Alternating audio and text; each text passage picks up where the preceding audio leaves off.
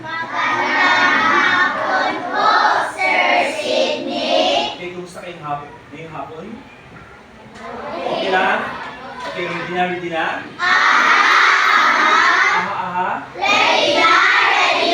Okay, magaling. Okay, so ngayong hapon, meron na tayong panibagong leksyon ngayong hapon sa Pilipino. Okay, bago lahat, awitin natin ang Pilipino, handa, awit. Filipino, subject na Nakasulat sa flashcards. Okay, so bago natin ito sasagutin, then ihahanan ninyo ang mga salita sa kahulugan na nasa hanay D. Diba? Sa English is, ano sa English? Ano? Column? Column ba? O, ihanay ang mga salita sa mga kahulugan na nasa hanay D. Pero bagong lahat, babasahin na natin ang mga salita na nakasulat sa flashcards. Okay, sabay-sabay natin basahin mga bata. Isa pa? Tama. Pangalawa? Tama. Pangatlo? Tama. Pang-apat? Tama. Kalima? Ngayon, sino ang gustong sumagot? Ihanay ito sa hanay B. Okay, ang sa hanay B, dito natin mababasa ang mga kahulugan sa mga salitang binasa niyo kanina.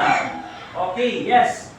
Brown out. Alin dito ang kahulugan sa salitang brown out? Yes, sila. Okay, maaari mo bang ihanay dito sa hanay B ang kahulugan sa salitang brown out? Okay, siya. Dikit mo kuya.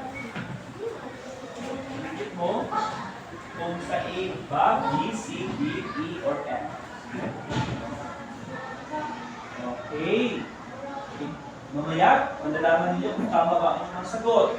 Next, exercise. Itaas ang kamay kung susumagot. Ibang kamay naman. Exercise. Yes. Okay. Punta ka sa harapan at iligit mo ang sagot. Okay.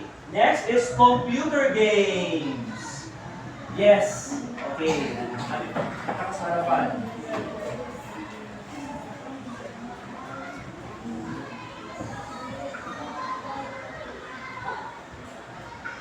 Okay, next is mahilig. Ano mahilig? Ano yan? Mahilig. Hilig ko maglaro ng ano? Ano yan? Ha? Okay. Sinong sumagot? Yes. Sige. I-click mo kung sa A ba or sa F. Okay. Next is yes, nagpapatibay. So, alin dito ang nagpapatibay? O, sino susumagot? O, Yati. Go. Bilisan.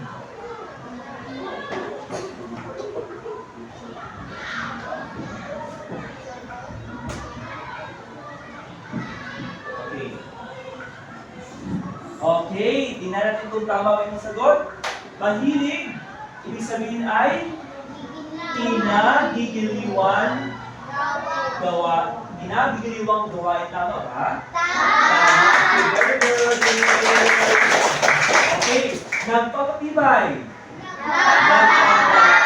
Tama. Computer games. Lalaro. Tama. Brown out.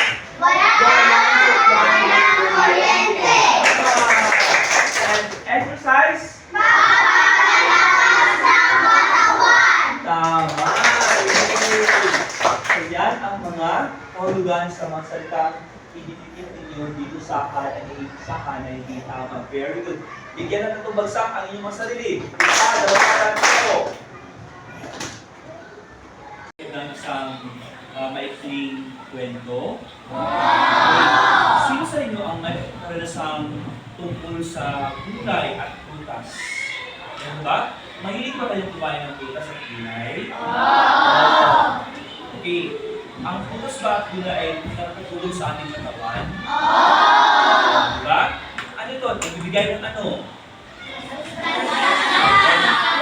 Nagbibigay ng sustansya. Ano ba? Dita? Dina. Okay. So ngayong hapon, pag-uwi natin ang isang kwento na pinagatang ang kwento ni Susan at Jericho. Okay? So ano ang pamatayan sa panonood ng pelikula?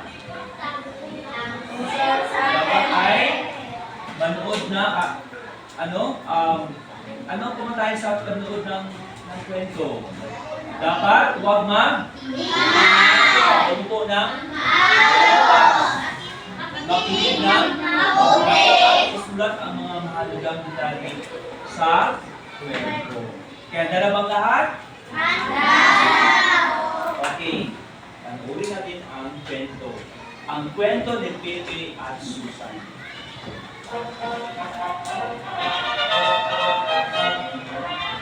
Ang kwento ni Pepe at Susan. Isang kwento tungkol sa wastong nutrisyon. Isang araw, may magkapatid na sina Pepe at Susan. Sila ay mga batang hindi mahilig kumain ng gulay at prutas. Mas gusto pa nilang kumain ng mga hindi masusustansya na pagkain. Sina Pepe at Susan ay tamad din mag-exercise, kung kaya't madalas silang makaramdam ng panghihina at minsan pa kakasakit. Isang tanghali sa kanilang kusina, Susan, huwag kang maingay kay Mami ha. Ano ba talaga na ang pahirap? At iba pang kulay eh. Oo nga.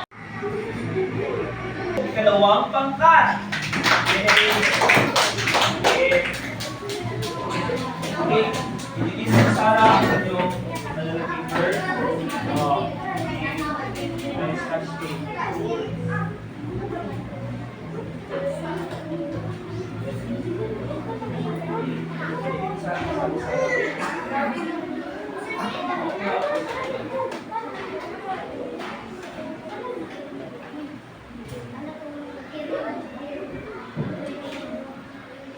Okay, handa na ang group 2. Okay, pakinggan natin ang group 2 mga bata. Okay, go!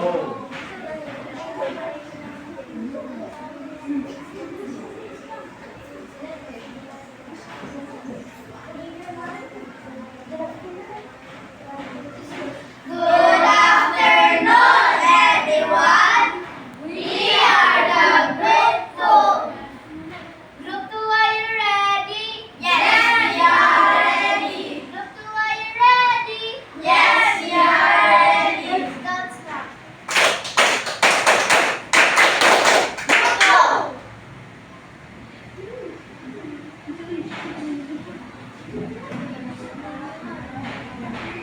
Okay.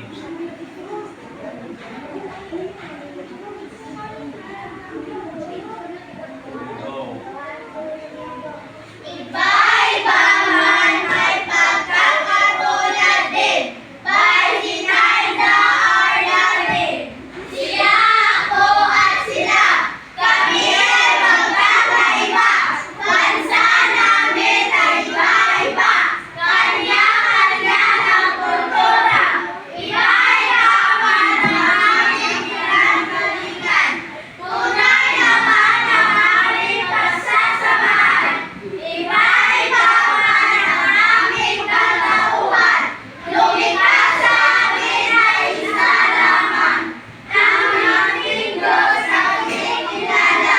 Dakila siya tayo'y kanyang likha. Okay. Maraming salamat po.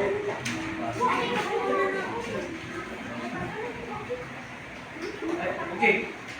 Huwag niyong piano. Ganun yan. Okay. Maraming salamat po.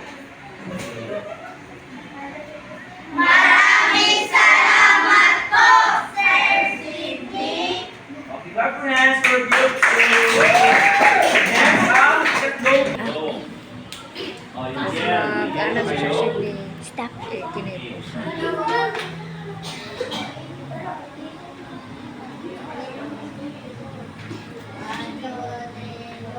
Good afternoon, everyone. We are the Brooklyn, representing representing from grade 5 nations. Basahin niyo ang inyong gawain.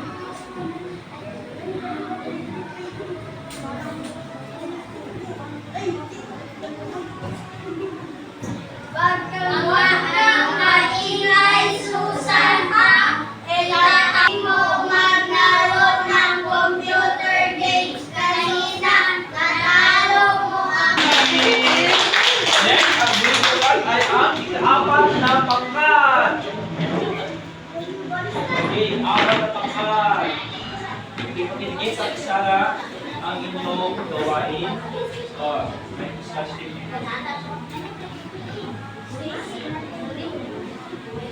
Isa pa. Okay.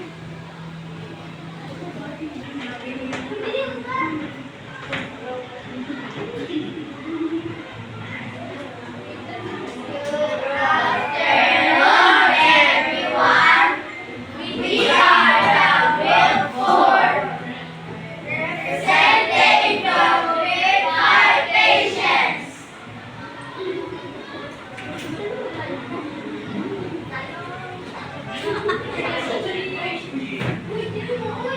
Ano-ano ang mga kulay na sa video ang nasa nalalagay ko?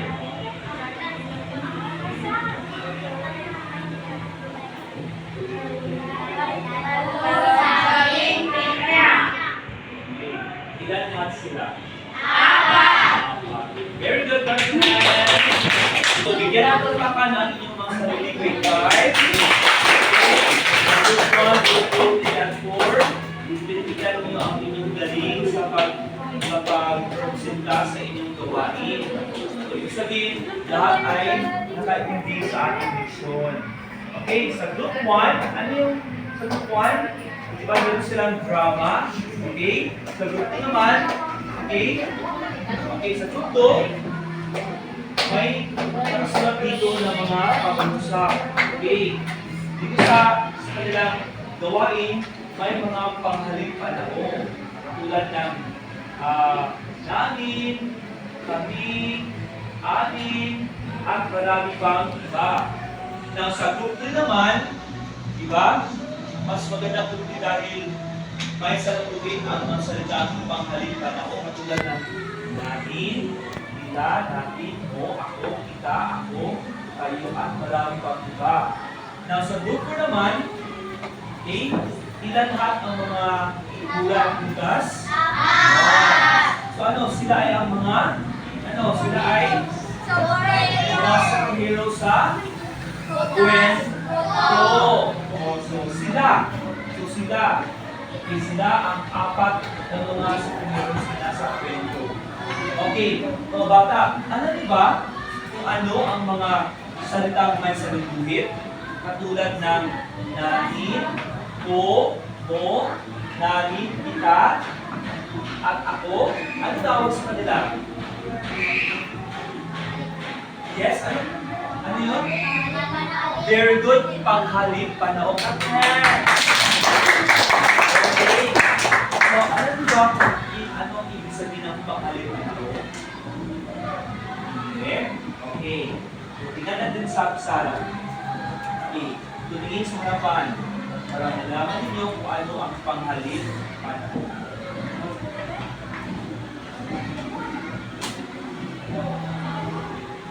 Okay.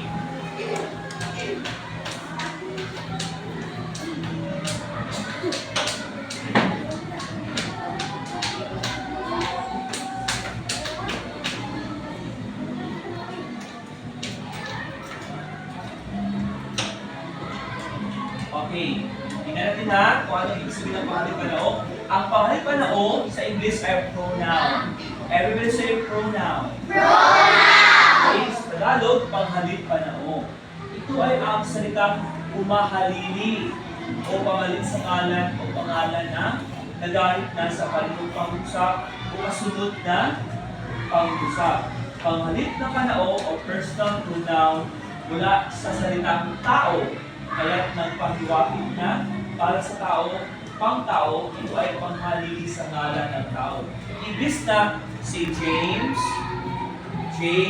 Clyde, at Princess, ibig na sabihin mo ang kanilang pangalan, gagamitin natin ang panghalip panao. Pupuntang sila, o alba, si James, Clyde, at Princess ay pupunta sa Jollibee. Instead na pangalan ang gagamitin mo, pangalan ng kanilang sarili, gagamitin natin ang panghalip panao na sila. Sila ay pupunta sa Jollibee. Kung tayo, how about kami? Diba? Ako, siya, ako, si Jenny, si Princess, si Ali. Instead ng pangalan ang gagamitin natin ang panghalip panao na kami. Kami ay pupunta sa Jollibee. Sila, tayo, ako, ikaw. Naintindihan ba? Okay. So yan ang panghalip panao or personal pronoun. Ibig sabihin, ito ay panghalili sa ngalan ng tao. Instead na babanggitin mo ang pangalan ng tao, ginagamit natin ang panghalip panao. Andyan siya. Okay, very good. Okay. So ngayon naman grade 5. Okay. Ngayon naman is dito sa Pisara ang iba pang halimbawa ng panghalip panao. Okay. Sa isahan may ako, ko, ikaw, ka, siya, akin. Yung dalawahan, kami, tayo, natin, kayo, sila, inyo, nila, kanila, namin. Kung maramihan, kami, tayo, natin, akin, kayo, sila, inyo, kanila, namin. So yan ang iba pang halimbawa ng panghalip panao. So ibig sabihin, ang panghalip panao ay panghalili. Ibig na pangalan ang inyong istorya niya. Kuan daw siya, si Alex kay kumain ng kinain niya ang aming baon. Instead na si Alex, siya ang kumain ng aking baon. Ikaw ang kumain ng aking baon. Sila, kami ang kumain ng inyong baon. Ano dito? Kaysa pangalan, si Alex, si Ganjan, si Jojo, si Ganjan ang nagkaon sa baon ng mundo. So, para may panghalili, ginagamit natin ang panghalip, pana, Naintindihan pa grade 5? So ngayon, ano ang inyong natutunan sa ating leksyon ngayong hapon? Ano ang ating leksyon ngayong hapon? Tungkol sa? Ano tawag sa kanila? Ito. Yes? Panghalip? Panao. Ano panghalip panao? Of personal pronoun. Okay, so ano ang panghalip panao? Ito ay ano? Yes, panghalili ng ngalan ng tao. Very good. Ikaw, okay. So ngayon, tigilan ko kung alam mo ba na talaga ang panghalip panao. So bago ko kayo bibigyan ng maiking pasulit tungkol sa panghalip panao, okay, gusto kong sasagutin niyo muna ang mga tanong. Okay. Okay. Sino sa inyo ang gusto sumagot? Okay. Ang una na wastong panghalip panao ang bawat tuwang sa pamagitan ng tamang sagot. Okay. Okay. Sino ang gusto sumagot?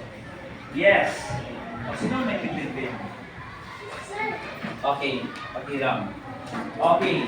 Now, punan ng wastong panghalipanao ang bawat mo makikita ng tamang sagot. Okay. Dito, pag lang nakaupo, parang magkakatabi tayo. Anong tamang sagot? Alin sa dalawa na panghalipanao ang bawat sagot? Okay, pangalawa. Kinain, patlang ba ang mga dalang bukas? Ha or mo? Yes, kuya. Okay.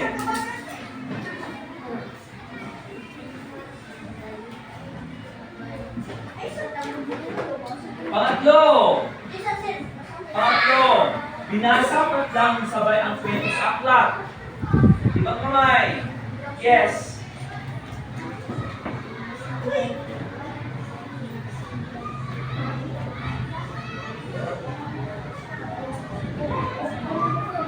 Binasa ng sabay ang kwento.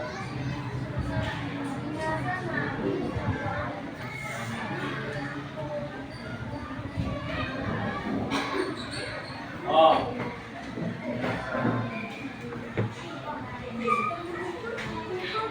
Namin or kami?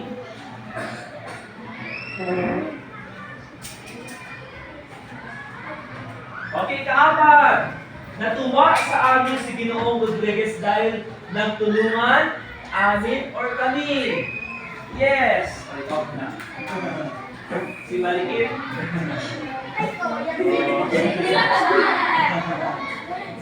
Okay, ikalima. Okay, basahin natin bilang sabay-sabay sa ano ito.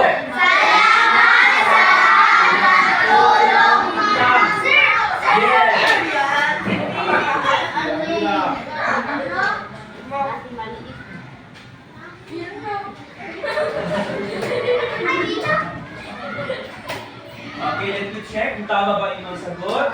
Una, sabay-sabay natin basahin. Isa, dalawa, ito. Dito ka nakaupo para magpahingayo. Tama. Okay, perfect. Okay. Pangalawa. Sinain mo ang mga dalawang oras. Tama bang sagot? Tama. Pangatlo, basahin. Binasa namin ang sabay ang kwento sa aklat sa Pilipino. Tama bang sagot? Tama! Pang-apat. Natuwa sa amin si Ginoong Rodriguez dahil natulungan kami. Tama. At ang huli, sabay-sabay, isa, dalawa, tatlo. Tama.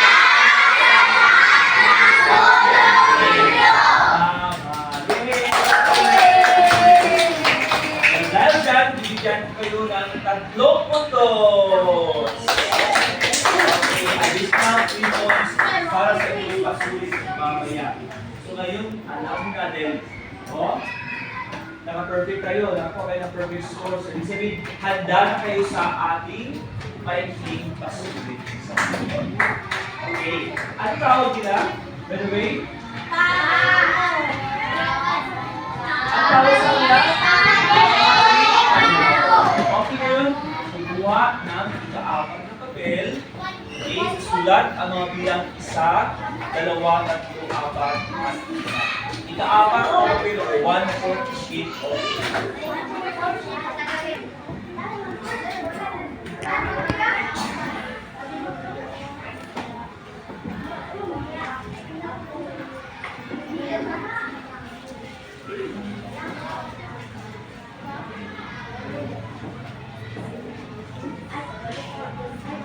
Okay. Basahin na mabuti. Simple tayo. Answer directly ha. Ayun kaya ang pan. Ayun kaya siya ang question. Okay. Tasya. Ma'am? Tasya. Ah. Ikot-puto ba ni Sir Sir? Okay lang ma'am. Ako ni bala na. Ako na siya i-sumpay. Tasya. Sige na. Ako na mag-ikot. Sige lang kayo. Ako na siya i-dilig na ba? Saan siya ba? Hindi na makabinis sa lunar na kami. Una, ako siya i-atong stop. Ikaw. Katoro important dito. So, hindi siya ma'am. Nada ang video. Hindi na ako siya ikot. Bati. No, pati ito lang ako. So, Sada gid ang naaka sa nada lang si Sir Max ba? Nakausara ba? Chadar ba yung Parang video mag Chadar ba yung topic? Lagi no? Okay ra? Hmm. Sabot ka? Ako na-observe.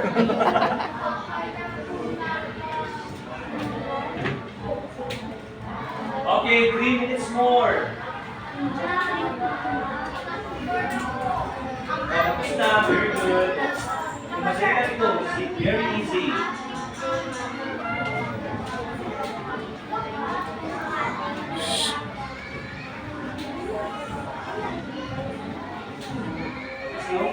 Siguro ka pinulit lang. Balises sa muli ba? Dura? Okay. Sa bilang 10, exchange. 1, 2, 3, 4, 5, 6, 7, 8, 9, 10. Okay? 1, 2, tatlong niyo ang inyong sabdang alahin.